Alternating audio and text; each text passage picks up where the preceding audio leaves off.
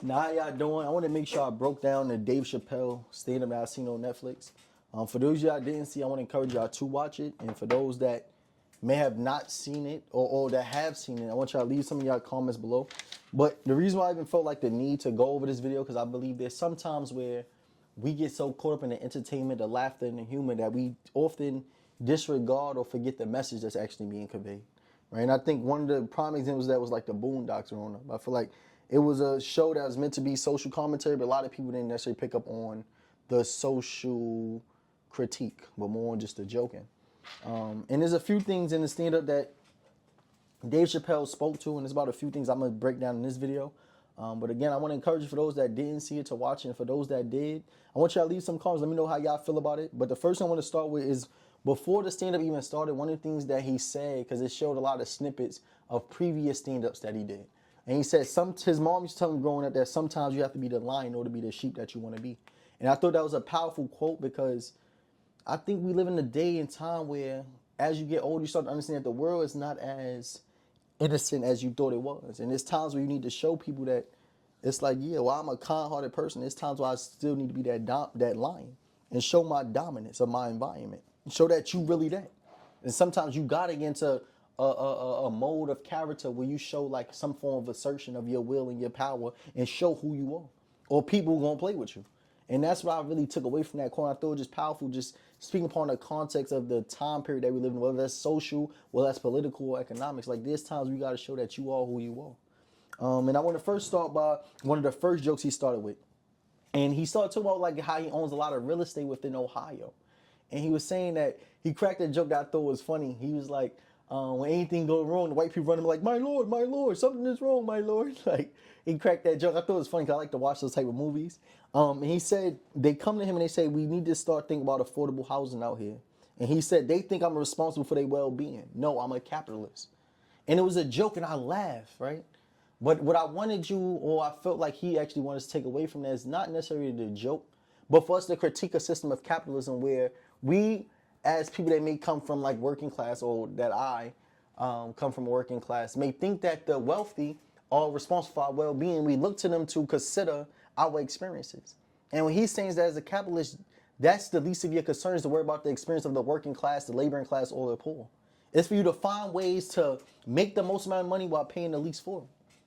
So affordable housing is not in the, like, I may want to add a unit, but if I don't have to, it's even better because I'm trying to make the most money out of the property that I own. And he wanted us to start to analyze the system. I think a lot of times we forget to critique the system to which we benefit from. And only those that's being exploited is the ones that's questioning the system. But once you get into a position where you own property, own real estate, you stop questioning how you too play a role in the injustice. And it made me think about a book that I read by George Orwell called Animal Farm. And at the end of it, the animals became the humans, or started to embody human characteristics where you couldn't differentiate who was the pigs or the animals from the human beings. And I think in many ways that we as black people have become a lot like our colonizers. And not basically through skin, because I'm saying like the white man, we haven't turned white, but we have become like our colonizers in many ways through our mindset and how it is that we see the world. It's like, it's not that we want to end exploitation or end capitalism. It's just that we want to be the ones that are doing exploiting rather than being exploited. And that's how it can come across. And he just wants to critique the system of capitalism where we have to start to understand that we are living in an illusion if we think that we should rely on those that's a part of a capitalist system to relieve us of our conditions. They are not worrying about our well-being. They're worrying about making the most amount of money out of the property that they own. And I thought that was something he wanted us to critique, but many people may have let that slip by. The second one is something I've seen actually was a real or a snippet that a lot of people were sharing. And it's when he talks about the attack on journalism. And he starts it off, he says, people act as if I compromised my morals by performing in Saudi Arabia because they killed a journalist known as Jamal Khashoggi, right? And he's like, as if Israel, but I'm confused because Israel killed 240 journalists. And I seen that snippet being shared worldwide, and everybody was sharing it. But I don't think anybody ever broke it down to why that was important. Because why was it important? Because he talked about this idea to which Noam Chomsky, right, in a book that I actually read. I want to encourage you to read this book. I had it with me. It's called Manufacturing Consent. And Noam Chomsky, I apologize, y'all. I'm not the best with pronunciation, but it's Noamchomsky, right? And it's called Manufacturing Consent. He talks about this idea, which Dave Chappelle talks about, which is the idea of worthy and unworthy victims. And what he means by that is that there's certain people that we have been conditioned, or people are conditioned to see worthy of being a victim, those unworthy of being a victim. Those that we feel like should be critiqued and those that should be exempt from criticism. And he says like, yo, y'all sit here and y'all condemn me, criticize me and critique me for performing in Saudi Arabia because they killed one journalist, yet I have not seen y'all have that same type of inclination to judge and to hold those accountable that have killed 240 journalists because they're from Israel. And he made that statement. I want y'all to understand how we have been conditioned to see some people as terrorists and others as not. Even though two groups may be doing the same actions. We have been conditioned to see certain things as a genocide or recognized as a genocide, yet we have seen millions of other people killed, but yet we have not recognized those killings as genocidal. Because there's one group that we have seen as being worthy of being a victim and those that we have seen unworthy of being a victim. And that's a form of conditioning which Dave Chappelle speaks upon in a way in which like the culture can understand, but in a more scholastic manner, that's more in a realm that critiques journalism as a industry. It's like we are being conditioned as citizens. And it's not just Americans in various countries. We all have this form. The countries operate in ways of systems. And they condition their citizens to see certain people as worthy victims, those as unworthy victims. And largely a big part of it is who it is that they are doing business with. And I sat and I thought about it. I'm like, damn, that was a profound statement.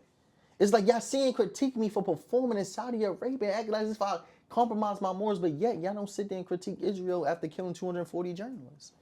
And it made me think about various things. One of the known quotes that I've seen by Chia Ante Diop, right? And if our parents are, I apologize, but he says that until the lion learns how to write, the story always glorify the hunter. And it made me think about a book that I read by Ta-Nehisi Coates, called The Message. We talked about this silencing of journalism or books being published by Palestinian authors. And I want us to understand that the power of media is not just in telling the story, but it's who tells the story and how the story is told. Because depending on who tells the story, one can justify the narrative of the oppressed, another one can justify the narrative of the oppressed. And Malcolm X said, be mindful of what it is that you believe through media, because media can have you loving the oppressor and hating the oppressed.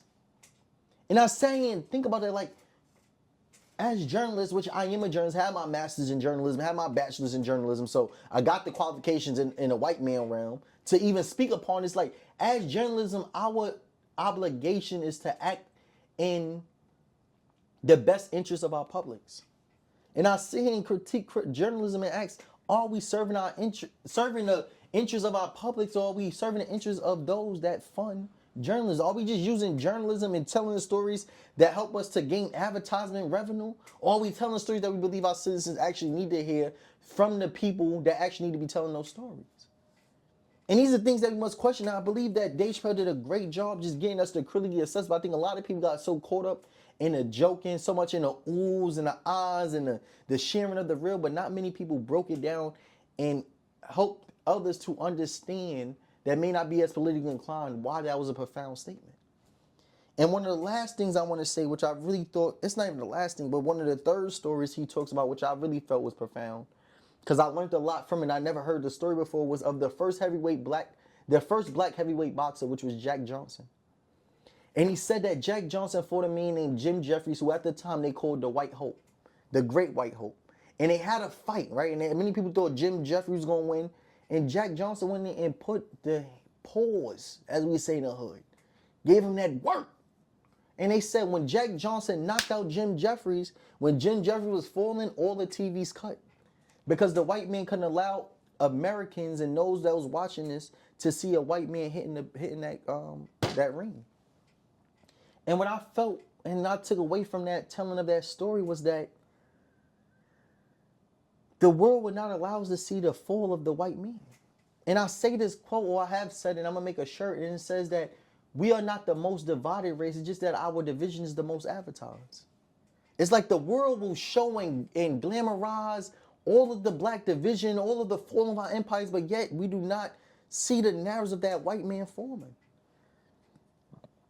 And it's just ironic to me because now we see Anthony Joshua just got into a car accident after knocking out Jake Paul. He knocked out the white man. We saw him on footage get knocked out, broken jaws in 2 places. But then we see Anthony Joshua get into a car accident that took 2 lives, and he happened to be one that survived. And for some reason, I can't see the coincidence in the two. But just after hearing this story of how the world would never want us to televise the fall of that white man, but yet we see the fall of a lot of black men from all different notable people, whether that's Bill Cosby, Diddy, R. Kelly. We see the fall of our black leaders. We see him critique Martin Luther King. They say Miss King wasn't the only one he was sleeping with. They say anything to tear down our black men, but yet we do not see the demise of the white one. The Jeffrey Epstein case is hard to find the files. We hear various stories, but we are not going to see the fall of that white man. It just made me think about that story. But even more importantly, the reason why Dave Chappelle even told that story is because he was talking about his indifference on being against Diddy. And he said because Diddy helped to save him during the time when he was getting attacked while doing the show. So it's hard to hate a person that helped save you. But he talks about Jack Johnson, and the reason why he even told that story of knocking out Jim Jeffries, because one thing that Jack Johnson was known for was after fights he would leave with a lot of white women, and he was known for having the baddest white woman and being a black man, and the white man really did not like that. And one of the things that happened was they created what they called the Man's Act, and the Man's Act was in response to Jack Johnson because they wanted to make it illegal for this black man to be traveling to different states with white women. And they created the Men's Act. Why he made the correlation between Diddy and Jack Johnson, because he said that the Men's Act is actually the act being used to pin Diddy for the 4 years.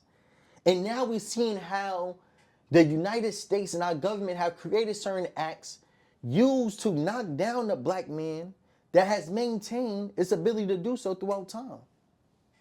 And I think that went over a lot of people's head, how they created this Man's Act with the sole purpose of stopping Jack Johnson from traveling to different states with these white women.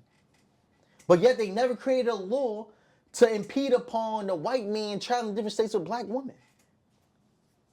So we've seen how they made laws actually to strip us of the rights that we ought to have as citizens. But because we black, they created these laws because they wanted to make what white people have the ability to do illegal for us to do. That's called the building of a system. It's like we're going to legalize things that we do, but illegalize the ones that those that try to do what it is that we do, that are not of us. And why that was even profound to me, because it made me think about another thing that I learned about in a book called Revolutionary Suicide by Huey P. Newton. And Huey was telling this story of why the Black Panther Party became a national organization. I think many people may not know this, so let me say this. The reason why the Black Panther Party became a national recognized organization is not just because they was an org that was doing great work within Oakland, California, but because in 1976, they went to the Capitol, and on the Capitol, they had their shotguns, and they came like the Black Panther Party. And there was a journalist that actually took pictures that captured, and these pictures went viral. And the reason why they went there, because they went there in protest of an act that Ronald Reagan actually passed called the Mulford Act, Mulford Act.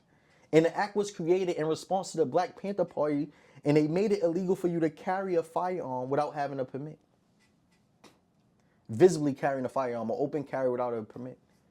And why that's important, because we're seeing how the government has created acts with the intent to impede upon our right on the Second Amendment, which a lot of white people glorify, and the NRA is big for advocating or advocacy for the Second Amendment. But yet when black people use their ability to not just carry firearm, but to open carry without a permit, they made a law to make that illegal because they seen it as a threat for the Black Panther Party to have rights to bear arms and self-govern their own communities. And that's something many people may not have known, but it's important for us to see how throughout history the government has made various laws and acts to impede upon our right and our ability to practice the same rights to which is granted around white people, but to make it illegal for us to practice it. Ball drop. The next thing Dave Chappelle talked about, what I thought was essential or vital for me to break down, and for us to ensure that it don't go over our head, was he talked about the Stevie Wonder birthday song.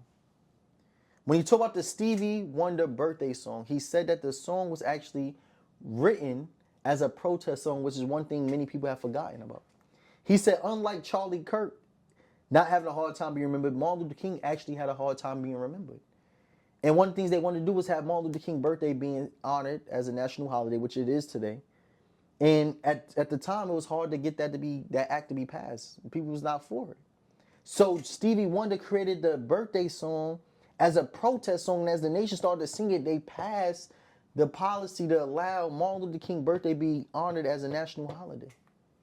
And the reason why I believe that's important, because I think a lot of times my generation and those that have come before us have become so involved and engaged in certain holidays, traditions, but yet we lost the meaning of it.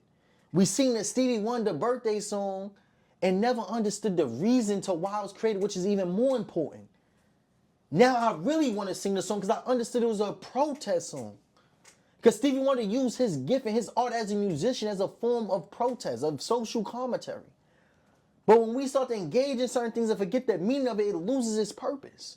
And that's why I'm even going over this stand-up, because a lot of times we get so caught up in the entertainment that we forget about the information. We get so caught up in all the jokes and the laughter that we forget about the message. And he also stated this, that during the 80s or 90s, he said that the NYPD had a task force that was created solely for hip-hop. They had a certain task force created to surveil, particularly Diddy, P. Diddy, Puff Daddy, and Christopher Wallace, who we know as Notorious B.I.G. And I thought that was crazy because we have seen, and those that understand history, I'm going to explain this so those that don't now know, is that various times throughout history, the government has created task force and agency with the sole purpose of surveilling black people.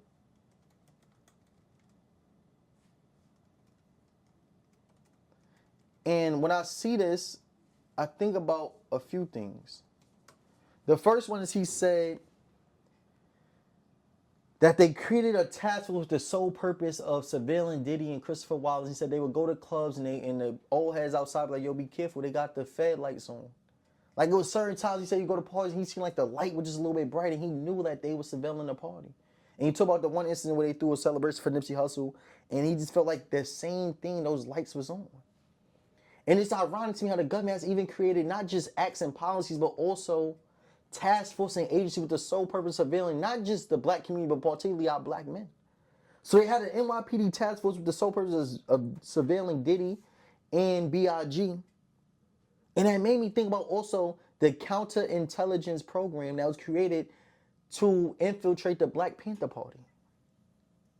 For some people that don't know, there was an agency created called the Counterintelligence Program with the sole purpose of infiltrating the Black Panther Party to dismantle the programs and agenda that they had set forth. And the same thing was this task was being set in the NYPD with the sole purpose of not just dismantling or surveilling Diddy and Puff Daddy and Biggie, but with also the intent of watching our hip-hop artists. And what I want us to know is that everything we are seeing has been by design. Our division has been designed. It was designed for us to be divided, but it was even more of a design for us to maintain the division. Not only through advertising, but also through agencies, acts, and programs. And this is why I'm against certain televised shows that just advertise our division, because we have to understand how there was an intent and a sole purpose or an intentional act for the government to find ways to dismantle the programs that was meant to bring our black men together. And that's a powerful statement in itself. And I want us to know that the biggest threat to America is not a well-dressed black man, even though we talk about the quarter zips, but it's an educated one. And I'm going to end with this last one, which is what Dave Chappelle said. And often, whenever I'm making my videos, I tend to have on my voice brand, right? And these are the hoodies I have for my brand. Those that want to support, follow me on Instagram at Jordan Pierre, JordanPierree. And you can DM me and I'll make sure I have these to you. Where my brand says voice the feelings of the heart, and on the back of it says I can't fold because I have a community dependent on me. And what I'm saying to say, Dave Chappelle stated that I noticed that my platform is much more powerful than I thought it was. My voice has much more of an impact than I thought it did. And he said, one of the things I will not allow is for the world to silence me. He said it several times throughout the show. It says easier to talk in Saudi Arabia than it is in America. And he ends it with a quote by Jack Johnson before he died. He said, I risk everything for my pleasure. And Dave Chappelle ended it with the idea of emphasizing the importance of his voice. And what I want y'all to understand is that you have a power, that there is power in your voice, and that it negates the purpose of having a platform, that when you charge to speak, you don't use it to speak truth to power. So why I even created this brand and what I stand for, and even why I make these videos, for us to understand not just the power of media, but the power of how it is that we use our voice when we in media. For we are a representation of more than just ourselves, but a demographic of people who look just like us. And I just want to make sure I got that message off my chest in this video. Even bigger than just the Dave Chappelle stand-up is how it is that we use our platforms as influencers, as those that have a platform, to influence, to speak truth, and to re-evoke the conscience of the masses. So that's the message for today. It's like, I want y'all to go watch this video. I want y'all to take notes. Don't get so caught up in entertainment. But most importantly, I want you to know that your voice too is powerful. And while you may watch my videos or see the work that I do, know that you too embody or encompass the ability to do the same. And that's what I want to end with. So I want to ask those that watch the stand-up to, you know, leave your comments. Let me know what you think about the things that I highlighted. But also those that haven't watched it, to go watch it, right? And let's have an ongoing conversation and a dialogue. But I salute Dave Chappelle for using his platform as he do to always make comments on the social political issues that we're going through. For I believe that all our influencers and those with the platform have a responsibility to speak upon the conditions to which we are going through. And I'm going to end it there, but I love y'all. Thank y'all for joining this community again.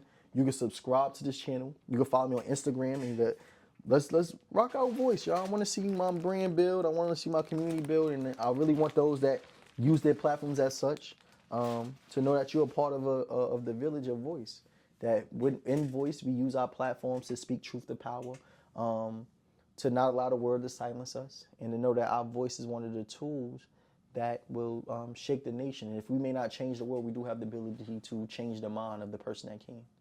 And that's it, y'all.